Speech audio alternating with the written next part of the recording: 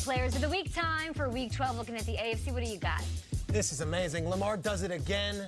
Lamar, we are living in Lamar's world. He has stacked up these Player of the Week awards in a league that has guys like Mahomes and Deshaun Watson in his conference, and yet it's Lamar again. Okay, we're in his world. We're all just living in it. Yeah, Joe Schobert's got some space in that world, too. He's playing really good ball, and shout out to Matthew Slater, who wins this for the 300th time. NFC time. Nate, what do you see? Chris Godwin, 7 catches, 184, 2 TDs. He's balling out. I believe he leads the league in touchdowns. Fred Warner, of course, we know about Bosa and Buckner and those guys, but Fred Warner for the 49ers, 11 tackles, forced fumble, was all over the field on Sunday. Very much looking forward to tomorrow's action. 3 games on the slate. When you think turkey and Thanksgiving, you think Dallas Cowboys. So many fantastic moments for this team, this organization, and with our next guest here, a few friends joining us to discuss the league's finest charitable endeavors by the Dallas Cowboys. We have the owner and general manager, Jerry Jones, his daughter, the executive vice president and chief brand officer for the team, Charlotte Jones-Anderson, joining us, as well as I see the commissioner of the Salvation Army, David E. Hudson. Thank you all for joining us this morning. Hi, thank you for having us. Absolutely. David, I'm going to start with you here. 2019 marks the 129th Red Kettle campaign for the Salvation Army. What makes this initiative so important to you? Well, first of all, it raises the awareness of people in our community that are in need. There are 40 million people in the United States living in poverty. There's 500,000 people every night in the United States that are homeless. 20% of those are under the age of 18. So it brings awareness that there is an issue with poverty in the United States. But it also gives a very convenient way to make a donation to combat that, whether it's your dollars, whether this year you can do it through your smart technology. But we do want to reiterate that this year there's 1 week less between Thanksgiving and Christmas, 6 less days that we have. So we want to encourage people to donate early and to donate often, because even though there's a week shorter, the need still exists to all-time records. That's right. Donate early and often. Well said. Hey, Jerry, I'll get to you in a second because I have some questions about your quarterback. Charlotte, I want to talk to you. I want to talk about the Red Kettle. It has become such a staple at the Cowboys games around this time of year. But what can you tell us about how the money you guys raise is used to help people? Yes, well, this is our 23rd year to kick off the National Red Kettle campaign, right in the middle of halftime. This year, Ellie Goulding is going to be joining us to hopefully entertain the millions that are watching on TV and, of course, the crowd here, and hopefully inspire people to learn about the Salvation Army, to learn about the issue of homelessness, and to give back. And this is what it's all about. It's about using this incredible platform that we have at the NFL to inspire people to give, to help in our community. We want them to volunteer. We want them to get out and ring the bell and inspire others to give. We want them to donate. We want them to adopt an angel off a tree so a child in your community can actually have Christmas. We want you to ask Google or Alexa and donate that way. But any way that you can, get involved. There are people who are in need. And we need, as an organization, as a football team, as part of the fandom of the NFL, to use who we are to inspire others to give.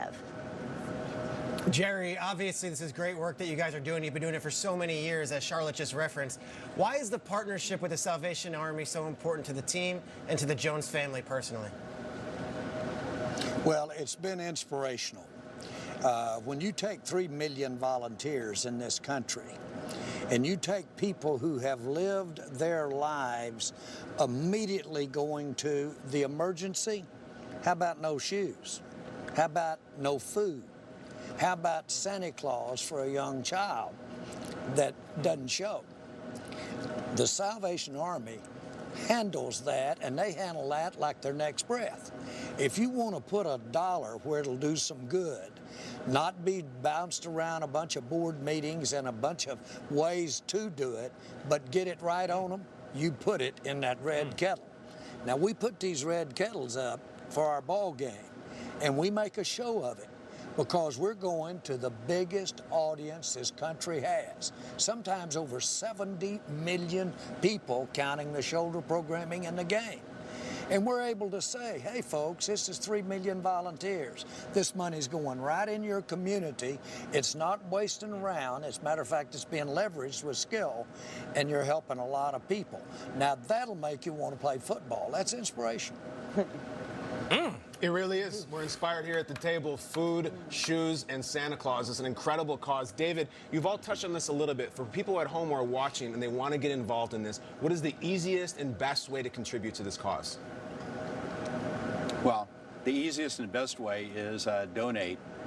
But really, maybe the most important way is donate your time.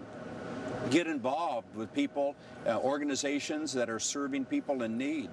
Realize that people in poverty are just that, they're people. And they just oftentimes need a hand up. They don't really want a hand out. And so as you get to know people, you begin to give of yourself, give of your time, give of your resources.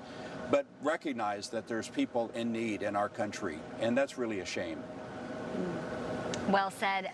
Jerry, I'd like to talk a little ball with you, if you please. We've got a huge one tomorrow. You are once again atop the NFC East, sitting there. You had a playoff win just a year ago. But after Sunday's loss to the Patriots, you said, quote, with the makeup of this team, I shouldn't be this frustrated. I'd like to know here in 2019, the 100th year of the NFL, what's the goal for your Cowboys? Well, I think that I speak for everyone on our team. No team feels like that it's played at its very best. No team feels that way. We're always looking for improvement.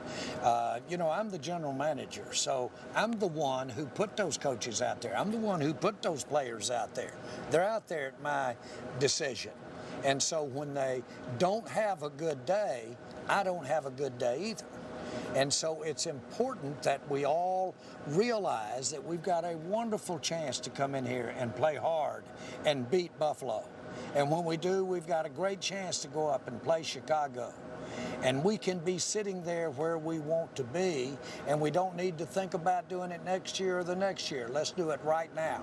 Let's put it in the end zone right here when we've got the ball and have Zeke jump in that red kettle with the ball. That's what we're looking for tomorrow. We would absolutely love it. And Jerry, I'd be remiss if I didn't ask you, you are the man who put those coaches out there. You have a long history with Jason Garrett as a player, as an assistant, as a head coach. It's a trying time right now. What is your level of commitment to Jason Garrett as the head coach of the Dallas Cowboys moving forward? Let me tell you, no one in this country has earned the right to say, I'm a Jason Garrett man more than me. I am his man. And we want the very same thing, and that's for our players to play at their very best. And we want his staff to coach at their very best. The bottom line is we get graded. I'm in business. I don't have to win the Super Bowl in business every year. I can come in sixth and have a hell of a year. But in this business, you've got to come in first. You've got to come in first. And so fundamentally, you've asked for something that's a very narrow window to begin with. I want Jason to get it done. All right, speaking of getting it done, Jerry, let me talk to you for a second. Now, just keep it real with me. You know, Thanksgiving is tomorrow. Let's talk turkey. Dak Prescott, he's leading the league in passing. He's on his way to leading you and your organization to his 3rd division title in just 4 seasons. Talk to me, baby. Why ain't this guy paid? Because there's a lot of $100 million quarterbacks that can't sniff Dak Prescott's skill level. Let me just say this. I think all of us, including the fans, want to win a damn football game. Okay? Now, I know we've got a lot of other things to think about. Who's coaching, who's playing, who's compared to another player someplace else. How about let's win some ball games, folks? We can take out other stuff. I'm not known as a guy who gets hand cramps when I'm writing checks, but I want to win some football games. That's what I'm talking about, Jerry. We appreciate you, man. Thank you for coming on and having fun with us. And thank you for being honest, because we're peppering you with questions. But more importantly, thank you for what you're doing in the community. Great cause. All year round. Thank you so much to Jerry Jones, to, of course, Charlotte Jones-Anderson, and to David E. Hudson, the Commissioner of the Salvation Army. I love them. Jerry Jones is awesome. I can listen to him talk all day long. Peter, you were blown away by some of the things you were saying. He's just, the answers are so direct and so. I mean, I just wish I was in the Dallas market to cover the Cowboys at some point in my career to have those experiences with Jerry, because his quotes and the way he answers things are unlike any other person in our NFL world. And he says things, but he doesn't say things, and you're still like, you're left thinking. And that was some incredible stuff on top of the great work they do with the Salvation Army.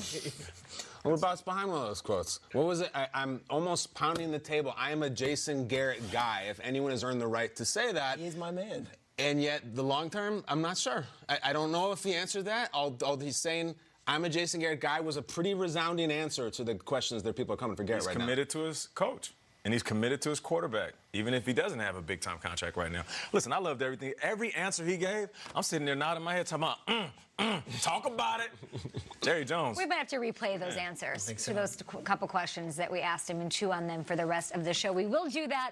And how is Lamar so elusive against the Rams on Monday night? We will tell you after this. We've got cool plays, bro. Yeah, this is our guy, but it's not just Lamar. It's an entire offensive attack that even Eric Weddle said you didn't know who had the ball. And Baker Mayfield, has he finally found his rhythm? Looks like it. Ooh, up and ground. That's what I'm betting. He doesn't have Sam Darnold